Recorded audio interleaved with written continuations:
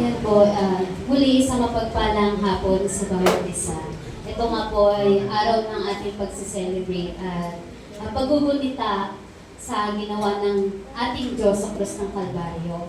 Ngayon naman po ay dadako po tayo sa ikatlong salita ng ating Panginoong Jesucristo. Habang si Kristo ay nakabayubay sa krus, puno ng sugat at pagdurugo, siya ay yumuko na sinasabi sa aklat ng Juan 11:26 hanggang 27 o John 19:26 to 27. Dito po natin matatagpuan ang ikatlong salita ng ating Panginoong Jesucristo na sinasabi, nang makita ni Jesus ang kanyang ina at ang minamahal niyang alagad na nasa tabi nito, sinabi niya, "Ginang, narito ang inyong anak." At sinabi niya sa alagad, "Narito ang iyong ina." Mula noon, pinatira na ng alagad na ito sa kanyang bahay ang ina ni Jesus. Let's draw near to our God for in prayer. Panginoon, kami lumalapit sa iyo, Panginoon, at tinutulong namin sa iyo, God, ng mga oras na ito upang kami matuto ng iyong banal na salita. Nawa, Lord, ang iyong lingkod, Panginoon, ang aking mga sasabihin, o God, ay makapagdulot ng kaalaman, Panginoon, tungkol sa iyong nais sabihin sa bawat isa, Panginoon. Maraming salamat, O God, sa iyo ko po inaasa, Panginoon, ang pagbabahagi nito. Ayan po, sobrang nakakakaba yung panahon na to.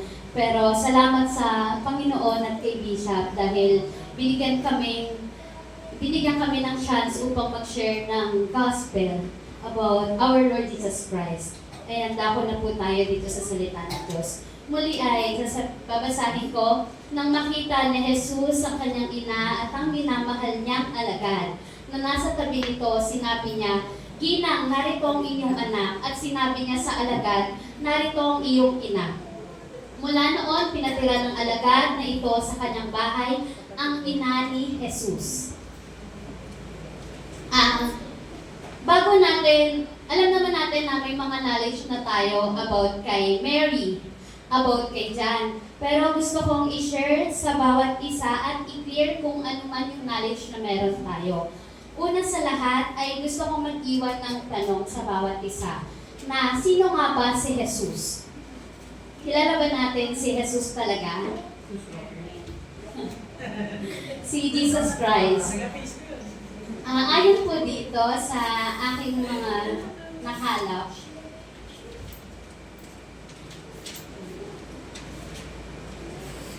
ayan, sa panahon na yon, sa mga tao sa paligid niya, una kay Pilato, sinabi niya na si Jesus, siya ay tinatawag na Jesus of Nazareth o yung nagkiklaim na King of Jews. Paano nasabi ni Pilato ito?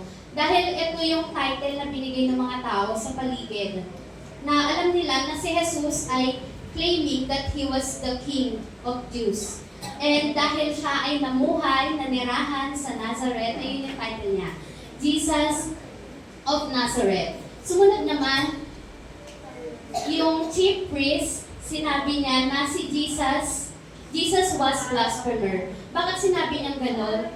Dahil sa pagbabahagi ni Jesus Christ sa pagmiministeri niya sa paligid, lagi niyang kiniklaim na anak siya ng Diyos. Amen? Lagi niya sinasabi yun. Kaya yung mga Pariseo, muhing-muhi sa kanya. Kasi sinasabi niya na, anak ako ng Diyos. At sinasabi niya pa na iisa siya sa Diyos. Amen? Sa Roman soldiers naman, sino si Jesus Christ? Sabi dito na si Jesus Christ, he was a common criminal. Sa panahon nila, yung mga common criminal, nakikita nila na, ayan, ipapako yan sa krus ng Kalbaryo. Lahat na mangyayari sa kanya sa krus ng Kalbaryo, natural lang. Kasi ayun yung, yung parusa sa lahat ng mga nakagawa ng kasalanan. Kaya ayun nasa isip ng mga kriminal. Pero, sino nga ba si Jesus kay Mary? Sinabi dito na Jesus was her son. Pero yung title na yon, hindi lamang siya magiging isang anak ni Mary, bagos mababago yung relationship na yon. Dahil alam naman natin na si Jesucristo, bago siya ipinanganak, bago siya mapunta sa sinapupunan ni Mary, ay kinausap na si Mary ng anghel. Alam natin yun, na sinabi yun sa aklat ng ating Biblia. Ayun po. Then, proceed naman po tayo kay Mary. Sino nga ba si Maria? Alam natin na si Maria, siya yung ginamit ni God upang magdala kay Jesus Christ, na siya ay bilhin ng panahon na dinala siya ni Jesus Christ. Inuulit ko po na alam naman natin, tayong mga Kristiyano, at di natin kiniklaim na hanggang ngayon si Mary ay virgin dahil marami na siyang naging anak. Pero sa panahon na to, nang dila na si Jesus Christ, walang nangyaring kahit anong intercourse kay Mary, kaya virgin siya ng panahon na dinala niya si Jesus Christ. At ang natatanging ama lamang ni Jesus Christ, alam natin na ang ating Diyos. Amen? Ayan. Sa panahon ng pagpako ni Christ sa krus ng Kalbaryo, ay nagkaroon na ng mga anak si Mary kay Jose. At upang hindi mapahamak si Mary, ng panahon na daladala niya si Christ, ay pinakasalan siya ni Jose at kinausap rin sila ng anghel. Ayun din po yung story, di ba, nung tuwing December 25. At dumako naman po tayo na kung sino si Juan. Ano po ba yung knowledge natin about kay Juan? Kapatid po ba siya ni Jesus Christ? Hindi, oo. Ayan, parang hindi pa masyado, siguro meron tayong knowledge pero ayaw natin ibahagi. Pero ayon sa mga study, si John ay hindi siya kapatid ni Christ. So bakit sinabihan ni Christ na ito babae, ito ang iyong anak? Bakit niya sinabi yun? Kung hindi naman siya anak ni Maria. Diba? Sobrang kailangan pala isipan yung panahon na yun na bakit sinabi ni Jesus Christ. Pwede naman niya sabihin sa kapatid niya. Kasi may kapatid siya. Pero bakit si John yung sinabihan niya? Ito yung background ni John. Si John ay isa sa 12 apostol ni Jesucristo. Tinatawag siyang John the Beloved. Maraming pangalan na dyan sa Bible, pero itong si John na tinutukoy nito ay si John the Beloved, isa sa 12 apostol, at isa sa pinakamalapit na alagad ni Jesus Christ dahil lagi silang kasama ni Christ sa pagmiministeryo. Ang mga kasama niya lagi, si John, si Peter, at si James.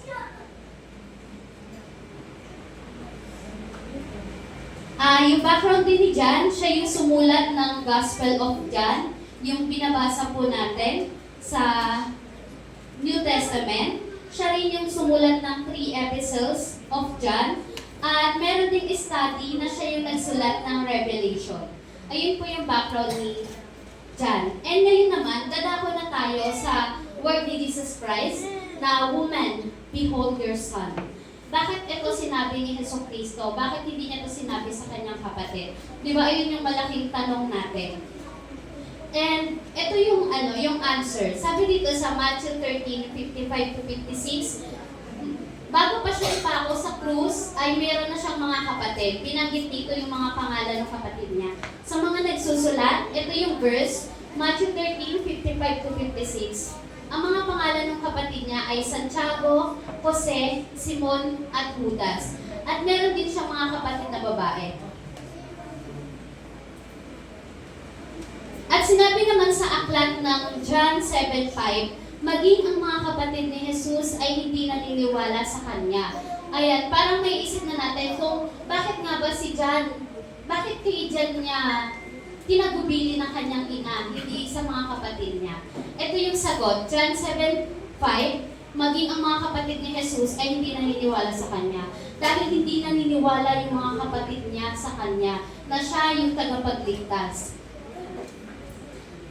At nung araw na ipako sa krus si Jesus, ay wala ang mga ito. So, nung panahon na yun, ang nandun lamang ay si Mary at si John. At yung ibang mga babae na magbabasa natin sa aklat ng John 19:26, sila lamang yung nandoon sa panahon na yon, maliban sa mga crowd na nasa paligid niya.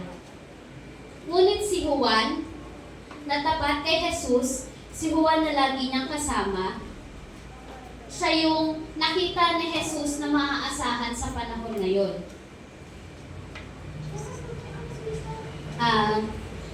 Sa pagkakataong ito, hindi lamang tungkol sa pag-provide ng pangangailangan ni Maria ang naisip ni Kristo, bagkus sa pag-establish ng malaking relationship niya sa krus o sa mga tao sa paligid. So, ang ibig sabihin pala ng woman, behold your son, and behold your mother, hindi lamang siya pumupunto sa relationship, sa pagmamahal niya kay Mary, bagkus meron pa siyang inner meaning.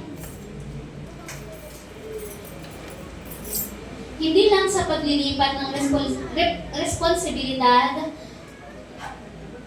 ang meaning na sinasabi ni Jesus, bagkus siya ay nagbubuo ng mas malaki pang relasyon. More than just a blood or DNA, yung natural na kinalakihan ng mga tao, hindi lamang ayon ang pinupunto ni Jesus Christ sa panahon na yon. At sa Jewish culture or tradition, yung tao, binibigyan sila ng title ayon sa family nila. Na, sasabihin, sabi nga dun, di ba, sa Mateo 13, nakita ng mga tao si Jesus Christ na nagbabahagi, tapos sabi nila, di ba, ayan yung anak ng karpintero? Di ba kapatid niya si ganito, kapatid niya si ganyan. So, yung pangalan ng tao, yung pagkatao ng tao, hindi siya nakatitle sa kung sino siya, bagkus kung sino yung background niya. Sa panahon nila, mas mahalaga kung saan sila nanggaling, kung saang pamilya sila, at kung anong level nila sa buhay, kung paano nila tratuhin yung tao. Ngunit, ang nais ibahagi ni Jesus, ni Hesus Kristo, kung ano ang... Ngunit sa panahong ito, binago ni Jesus ang kinasanayan at hanggang sa panahon natin ay isa ito sa ating lubos na pinapahalagahan. Alam natin kung ano yun? Alam niyo ba kung ano yung tinutukoy ni Jesus Christ? Hindi yung biological relationship, yung pagpapahalaga lamang natin sa kung sino yung kamag-anak natin. Bagkus ito yung pinupunto niya, yung spiritual relationship. Kaya kahit ibang tao si John na hindi siya yung anak ni Maria sa dugo, at hindi niya talaga kapatid si John sa dugo, ay doon niya ipinagtagubilin ng kanyang ina.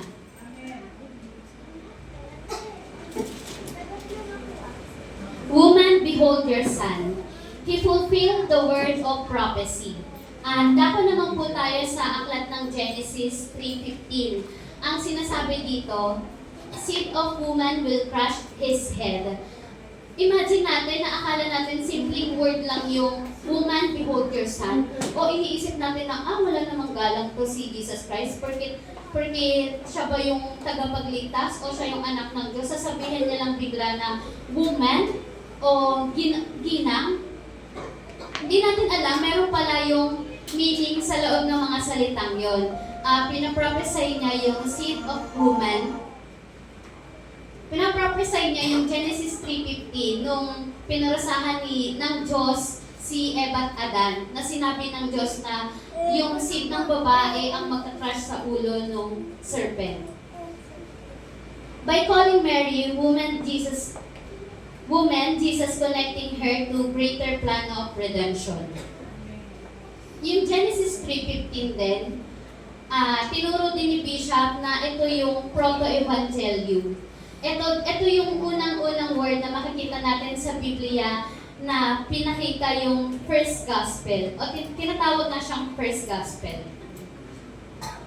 Ayan, sa gitna ng pagdurusa sa krus ng Kalbaryo, si Jesus ay hindi niya inisip ang kanyang sarili at lalong naisip niya ang kapakanan ng iba kaysa sa kanya. Ayan, di ba? Makikita naman natin kung anong nangyari kay Jesus Christ, yung kung paano in-explain ng ating kapatid, lalo sa nauna ni Kuya Kim, kung gaano kalaki yung pako, kung gaano kabigat yung krus na binuhat niya.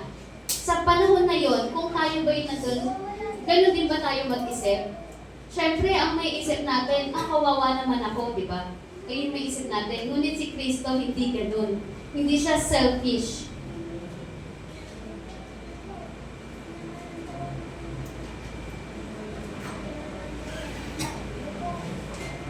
Ito ay pagbubukas ni Kristo sa godly relationship at sa lahat ng mananampalataya. At sinabi nga sa Matthew 12:50, sapagkat ang sino mang sumusunod sa kalooban ng aking Ama na nasa langit, iyon ang aking ina at mga kapatid. Ayan, pinakita din na hindi ni Christ, hindi niya inaangkin na yung mga kapatid lamang niya yung pamilya niya. Di ba meron nun yung tumawag kay Jesus Christ? Sabi dito sa Matthew 12:50, tinawag siya, sabi, Kristo, Jesus, ayun yung ano mo, yung ina mo, yung mama mo. Tapos sabi naman niya, sapagkat sinong sumusunod sa kalooban ng aking Ama na nasa langit, iyon ang aking ina at ang aking mga kapatid. Na ipinagkakatiwala ni Jesucristo sa kanyang tinuturing na pamilya kung ano ang pinapahalagahan niya sa mundong ito.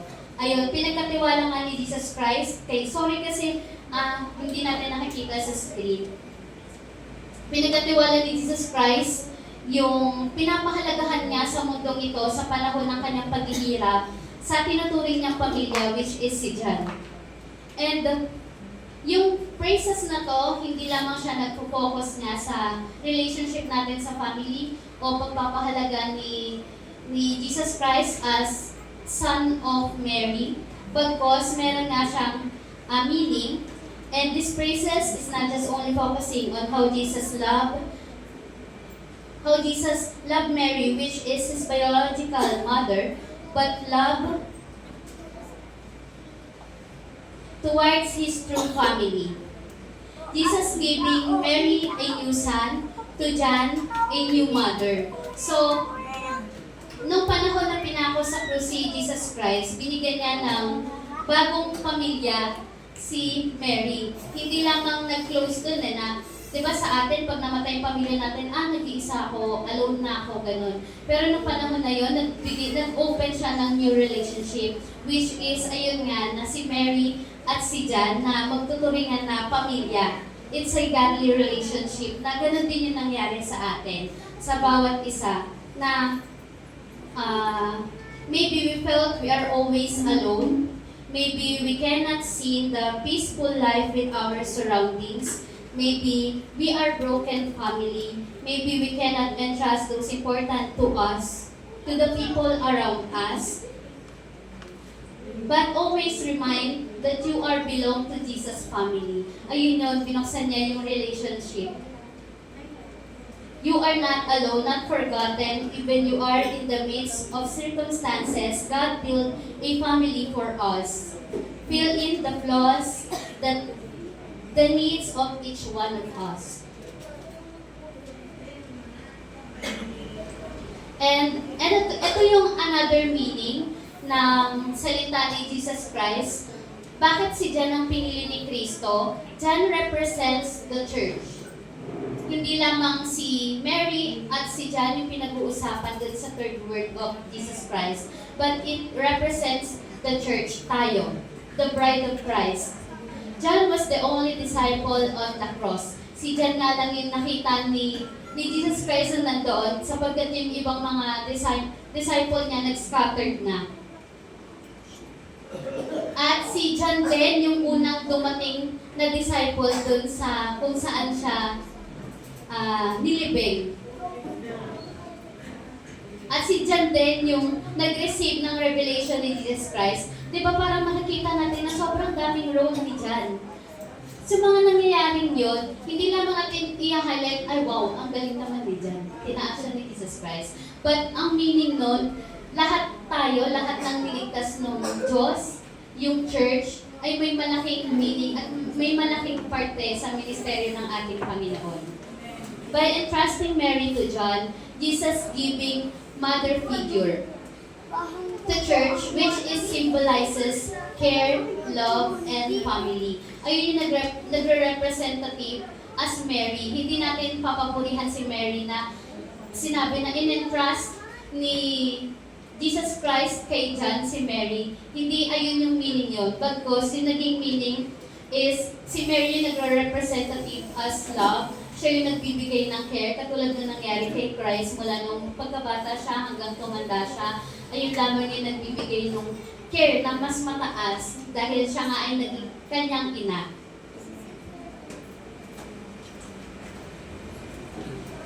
And it also represents that as Jesus suffering on the cross for His people, He's not just giving salvation, but cares love to each other. Ayan, hindi, nung nandun siya sa krus ng Kalbaryo, hindi lamang kaligtasan yung binigay niya sa bawat isa.